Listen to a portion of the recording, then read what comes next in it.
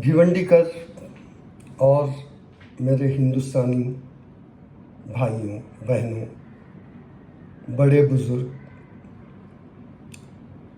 मैं सबके लिए ये दुआ करता हूँ कि सब अच्छे रहे, खुश रहे, मिलजुल के रहे, फले फूले, अच्छी ज़िंदगी जिए। आमीन।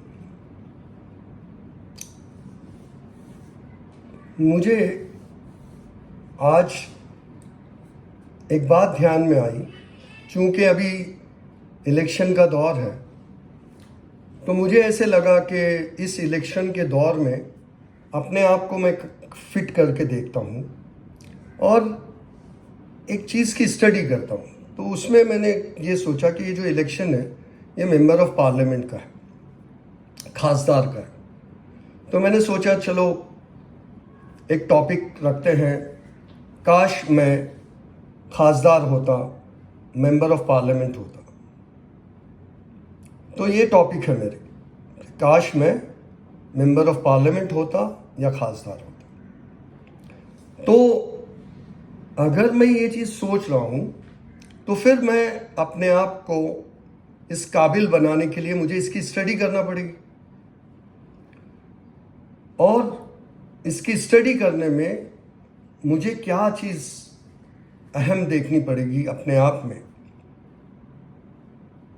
तो अपने आप में ये चीज़ अहम देखनी पड़ेगी कि मेरे आँखों पे चश्मा कैसा है। मेरे आँखों पे चश्मा काला है जिसमें मेरी आँखें दूसरों को नज़र नहीं आती, और या मेरे आँखों पे चश्मा क्लियर है जिससे मेरी आँखें दूसरों को नज़र आए। तो मैंने सोचा कि चलो क्लियर चश्मा तो हमने पहना हुआ है, अब हम इसकी स्टडी करते हैं। तो जब मैंने इसकी स्टडी किया तो मैं सोचा कि एक ढांचा तैयार करते हैं। तो अगर मेंबर ऑफ पार्लियामेंट बनना है या मैं बन गया हूँ, तो मुझे इस जगह का, इस इलाके का, इस देश का कॉन्स्टिट्यूशन समझना होगा कि भाई ये कॉन्स्टिट्यूशन का दायरा क्या है, ये कॉन्स्टिट्यूशन मुझे कहाँ बंदिश करता है, इस बंदिश में मुझे रह के यहाँ का एक मेंबर बनना पड़ेगा। अब मैंने एक ढांचा तैयार किया और उस ढांचे के अंदर मैंने पहला जो चीज़ लिया वो उसको इम्पोर्टेंस ये दिया कि सिलेक्शन होता है इंसान का, क्योंकि तमाम लोग उसमें आते हैं। फिर उसके बाद हमें ड्यूटी क्या निभानी है, फिर उसके बाद हमारी जिम्मेदारी क्या है, और फिर हमारी लीडरशिप क्या है, और फिर लास्ट में मैंने इस ढांचे को आइडेंटिटी ये दी है कि मेरी इसमें हॉनेस्टी क्या है, मेरी ईमानदारी क्या है। तो ये ढांचे का पहला हिस्सा जो है वो सिलेक्शन है। तो मुझे देखना था कि मैं उस सिलेक्शन में फिट बैठता हूं कि नहीं। तो मैं सिलेक्शन में क्यों फिट बैठूंगा? तो मैं सिलेक्शन में तभी बैठूंगा जब मैं लोगों के अंदर अपना एक विश्वास पैदा करूंगा कि हाँ, मुझे आप सिलेक्ट करोगे तो मैं आपके लिए विश्वास वाला इंसान बनूंगा, विश्वासघात वाला इंसान नहीं बनूंगा।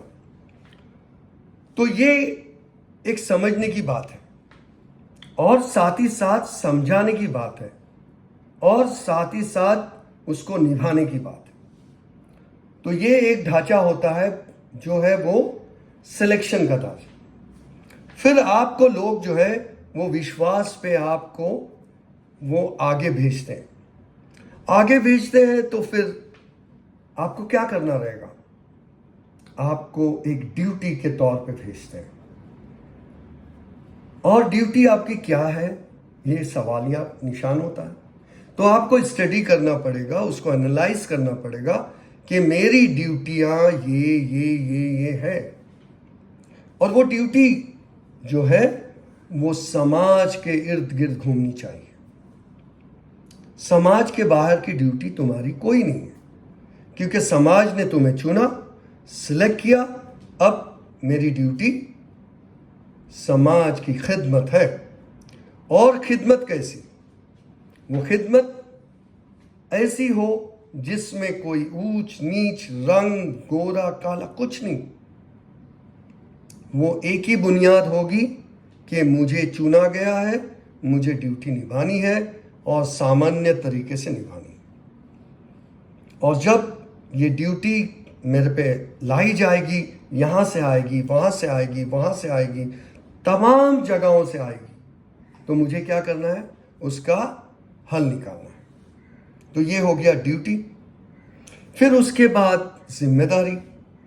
अब ड्यूटीज आई, यहाँ से आई, वहाँ से आई ड्यूटी, क्योंकि आप एमपी बन रहे हो, मेंबर ऑफ पार्लियामेंट बन रहे हो, तो अभी एक एक को निभाना है। तो रिस्पॉन्सिबिलिटी आपको लेनी पड़ेगी। आपको रिस्पॉन्सिबिलिटी से भागना नहीं पड़ेगा। अगर आपको रिस्पॉन्सिबिलिटी में कुछ अड़चन आती है, आप सामने पेश करो, कुछ नहीं बिगड़ेगा। क्योंकि हर रिस्पॉन्सिबिलिटी आप अचीव करोगे, गारंटी नहीं है। हो सकता है कम हो, ज्यादा हो, मगर आप कोशिश कर रहे हैं, आप तन मन धन लगा रहे हैं। आपको जो ड्यूटी और आपको जो सिलेक्ट किया गया है, उसके लिए आप रिस्पॉन्सिबल हो और रिस्पॉन्सिबिलिटी आप निभा रहे हो, ये भी आपको पेश करनी पड़ेगी। और रिस्पॉन्सिबिलिटी क्या है? जिम्मेदारी लेना और उसके अचीवमेंट के लिए भाग दौड़ करना। अचीवमेंट्स हासिल हुए तो दे देना, और नए अचीवमेंट हासिल हुए तो बता देना कि मुझे ये अचीवमेंट नहीं हुआ, इसके जिम्मेदार मैं नहीं हूं, इसके जिम्मेदारी और लोग हैं। उसमें कोई भी ऊंच नीच की बात नहीं है, क्योंकि रिस्पॉन्सिबिलिटी हम घर में भी अपनी निभाते हैं तो कम ज़्यादा होता, मगर जद्दोजहद करते हैं, मेहनत करते हैं, पीछे लगते हैं, कमाने की कोशिश करते हैं, हर रास्ते ढूंढते हैं। क्यों? सिलेक्ट किए गए, जिम्मेदारी दी गई, ड्यूटी दी गई, रिस्पॉन्सिबिलिटी अभी लिया है, तो क्यों ना इसको पार किया जाए। अब पार हुआ तो ठीक, नहीं हुआ तो ठीक, मेहनत चालू है। अब इसमें जो आती है बात, वो है leadership. Leadership is important. Leadership आप में रहनी चाहिए। लीडरशिप तभी होगी जब आपके पास रिस्पॉन्सिबिलिटी पूरा करने के लिए अड़चन आएगी, अपोजिशंस आएंगे, बहुत चीज़ें आएगी, मगर अगर आप में लीडरशिप है, आप पब्लिक से छुपोगे नहीं, सामने आओगे, जिन्होंने सिलेक्ट किया उनको बताओगे, वो तुमको और साथ देंगे। उसको कहते हैं लीडरशिप। घर बैठे लीडरशिप नहीं होती। आपको लीडरशिप के लिए आपको सड़कों पे आना होगा, आपको सिस्टम ऑर्गेनाइज करना होगा, आपको आपके हाथ फैलाने होंगे, आपके कार्यकर्ताओं को मजबूत करना होगा, आपके ड्यूटीज को आपको हर वक्त सुबह से शाम याद रखना होगा। आपको लीडरशिप तभी हासिल होगी जब आप उसके लिए बाहर निकलोगे, लोगों में जाओगे, उठोगे, बैठोगे, उनका दुख सुख समझोगे, उनके लिए अपनी लीडरशिप पेश करोगे। उसको कहते हैं राइटस डीड। वो अमल है, वो काम है जो अच्छा है, जो पुण्य वाला है। उस नीयत से आप अगर निकलोगे तो आप सही लीडर बनोगे, वरना आपकी लीडरशिप कोई काम की नहीं। तो ये लीडरशिप हासिल करनी होगी, और ये लीडरशिप जब हासिल होती है आज के दौर में, जब आप हॉनेस्ट हो। अगर आप में हॉनेस्टी नहीं है तो आप कहीं भी पकड़े जाओगे, आपको ये घेरेगा, वो घेरेगा, वो घेरेगा, आपके पास पराया नहीं है, बिकॉज आपने हॉनेस्टी छोड़ दी थी। अगर आपने हॉनेस्टी पकड़ी होती, आपको दुनिया की कोई ताकत नहीं आपको हिला सकती, क्योंकि honesty is the best policy. कोई नहीं हिला सकता आपको, क्योंकि आपके साथ उस वक्त सिर्फ पब्लिक नहीं, उस वक्त आपको उस पब्लिक और उस आपको खुद को बनाने वाला ऊपर वाला आपके साथ है। क्योंकि ईमानदारी उसका शेवा है, ईमानदारी उसका बोलना है, उसका ओढ़ना है, बिछोना है, वो चाहता है कि मेरा हर इंसान ईमानदार रहे। तो जो भी लीडरशिप चाहेगा, जो भी चीज़ चाहेगा, वो तभी हासिल होगा, वो हॉनेस्टी पे होगा। हॉनेस्टी किसी शख्स को नहीं हिला सकती। और सबसे बड़ी चीज़, हॉनेस्टी उसके ज़मीर को कभी भी नहीं हिला सकेगी, बल्कि उसके ज़मीर को कभी भी पुकार पुकार के कहेगी कि नहीं, तुम सही थे, कोई प्रॉब्लम नहीं। तो काश मैं एमपी होता, काश मैं ये होता कि मैं खासदार होता, तो मैं शायद इसी तरह से अपना रवैया रखता और इसी तरह से अपने आप को इस ढांचे में ढालता, ताकि मैं एक कामयाब काश एमपी या खासदार होता। Thank you.